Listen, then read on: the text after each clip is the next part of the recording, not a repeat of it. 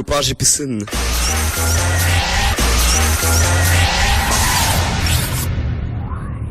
Jérémy Évrard, donc c'est la séquence All Around Belgium qui va vous emmener en balade. Bonjour Jérémy. Bonjour Eric. Bonjour. Alors, je me sens d'humeur un peu joyeuse aujourd'hui, vous savez pourquoi ? Non, je sais pas, il pleut pourtant aujourd'hui. Alors effectivement, je vais vous demander donc un gros travail d'imagination, puisque je vous amène le printemps. Ah bah super, c'est une bonne idée.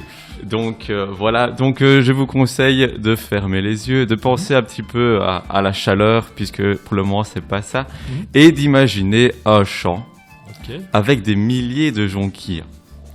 Alors, avez-vous une idée de où est-ce que je vous emmène aujourd'hui ? Champ avec des jonquilles, bon, je dirais c'est plutôt Hollande, mais ça m'étonnerait, puisque le principe de cette séquence c'est quand même de rester en Belgique, donc je ne sais pas. Voilà. Et non, on reste en Belgique et je vous emmène dans les cantons de l'Est, à la Calamine. Ah oui, d'accord. Alors, un petit peu de culture générale pour commencer. Est-ce que vous savez pourquoi on appelle ce village-là, cette ville-là, la Calamine ? D'où vient ce nom ? Je pense que c'est lié à des... Enfin, je sais que là-bas, il y a le zinc, notamment. Il y a des mines de zinc, c'est ça ? Oui, voilà. Ouais. Donc, au 19e siècle, la Calamine présente une des plus riches mines de zinc en Europe. Et donc, Calamine tire son nom d'un minerai du zinc, Calamine. Donc, voilà. Ok. Donc, je vous emmène pour une balade de 10 km appelée le Pays Calaminaire, qui démarre du coup à la Calamine, au lac du Casino. En fait, le lac du Casino est un réservoir d'eau justement créé pour le lavage des différents minerais. Et donc du coup, ils ont gardé le réservoir d'eau et donc le départ de la balade se fait de là. Donc c'est une balade assez longue de 10 km, mais sans difficulté particulière. Donc elle est adaptée également aux enfants, etc. Bon marcheur. Et donc, si vous voulez, vous devez suivre le balisage rectangle vert. Alors, pourquoi est-ce que je vous parle de cette balade aujourd'hui ? Car les narcisses sauvages, donc les jonquilles, sont tous sorties depuis la semaine passée. D'accord. Oui. Alors, elles sont un peu en avance cette année parce qu'on a eu un hiver plus doux et parce qu'il y a eu des belles températures il y a 2 semaines. Donc, du coup, elles sont sorties. Et donc, du coup, la balade vous emmènera à travers des milliers de jonquilles dans les champs, dans les forêts. Donc c'est vraiment un endroit magique. Et donc voilà. Alors tout d'abord, je vais vous parler donc des différentes règles par rapport aux jonquilles, puisque on a bien envie d'en cueillir, mais c'est interdit dans les réserves naturelles. Et quand il n'est pas dans une réserve naturelle, il faut vraiment cueillir ça avec parcimonie. Donc cueillir 2-3, pas plus. Voilà. Donc, comme d'habitude, je vais proposer la rubrique par rapport à différents points. Donc, variété de paysages, panorama, dépaysement, famille et aménagement. Ok, d'accord. Alors, pour commencer avec la variété des paysages et le panorama, nous traversons, donc, comme je vous avais dit, des prairies, des forêts, des hameaux, vraiment très mignons. Donc, il y a vraiment une réelle variété de panoramas et c'est vraiment assez sympa.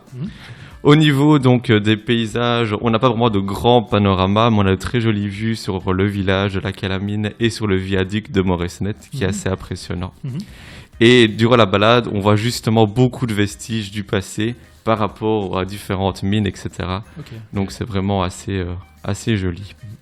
Alors par rapport au dépaysement, il est rendez-vous. Il n'y a pas beaucoup de monde sur le parcours. Des tronçons sont même très très calmes et c'est vraiment agréable. Alors, comme je vous ai dit, niveau famille, ça convient aux enfants bons marcheurs. Malheureusement, ce n'est pas accessible aux poussettes ni aux personnes à mobilité réduite. Et niveau aménagement, le balisage est vraiment top. Alors, ce qui est assez sympa, c'est qu'on peut se dire qu'aujourd'hui, c'était une réserve naturelle, mais qu'hier, c'était un important site industriel. Donc, c'est assez drôle de faire la comparaison. Et du coup, la commune a installé de nombreux panneaux didactiques et de nombreux bancs tout autour du lac. Et il y a vraiment une effervescence assez sympa tout autour de ce lac. Donc pour résumer la balade, donc mes petits plus, c'est vraiment le circuit calme et loin des foules que l'on peut connaître en ce moment. La variété des paysages, une forêt magnifique selon les saisons, au printemps avec les jonquilles et en automne avec ses couleurs vraiment magnifiques, et les nombreux panneaux didactiques. D'accord. Voilà pour la calamine. Ensuite, je vous avais parlé la semaine passée, je ne sais pas si vous vous souvenez de l'application Totemus. C'est ça, ouais, je me souviens, ouais. Je vous avais également parlé de l'application Geocaching. Et aujourd'hui, je vais vous parler d'une application Geocaching Adventure Lab. Alors, la différence entre l'application Geocaching, c'est que je vais parler de l'application Geocaching, il y avait quelque chose de matériel, on devait chercher quelque chose de matériel, etc. Ici, en fait, c'est plutôt une chasse au trésor, mais qui se fait de façon non matérielle, puisque vous allez observer tout autour de vous ce qui se passe et vous allez répondre à des questions sur l'application. Et donc, c'est assez intéressant parce que ça nous montre des contenus qui ne sont pas du tout, que l'œil ne voit pas au premier abord.